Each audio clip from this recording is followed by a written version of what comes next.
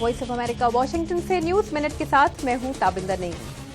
अफगानिस्तान के सदारती इंतखाब के उम्मीदवार अब्दुल्ला ने अक़वाम मुत्तहिदा की निगरानी में कराए जाने वाले उन 80 लाख वोटों के ऑडिट का अमल मुस्तरद कर दिया है जो 14 जून को मुनक्किदा सदारती इंतखाब के दूसरे मरहले के बाद अमरीकी वजीर खारजा जॉन कैरी की कोशिश से होने वाले एक मुआहदे के बाद शुरू हुआ था। अमरीकी वजीर खारजा चक हेगल ने कहा है कि 7 यूरोपीय मुल्क बरतानिया, Canada, Albania, Croatia, Denmark, Italy और फ्रांस ने इत्तफाक किया है कि शुमाली इराक में दौलत इस्लामिया के शिद्दत पसंदों से लड़ने वाले कुर्द जंगजुओं को असलहा फराहम करने में अमरीका का साथ देंगे। अमरीकी नेशनल सिक्योरिटी काउंसिल की तर्जुमान ने तस्दीक की है कि शाम में शिद्दत पसंद जंगजुओं का साथ देते हुए एक अमरीकी शहरी डगलस मैकार्थर मैकेन भी हलाक हुआ है। आलमी मालियाती फंड की सरबराह क्रिस्टीन लगार्ड ने फ्रांस में बदउनवानी के एक पुराने केस में गफलत के इल्जाम पर अपने खिलाफ सरकारी तहकीकात शुरू करने के फैसले को बिला जवाज करार दिया है। ये केस तब कायम हुआ था जब फ्रांस की वजीर खजाना थी।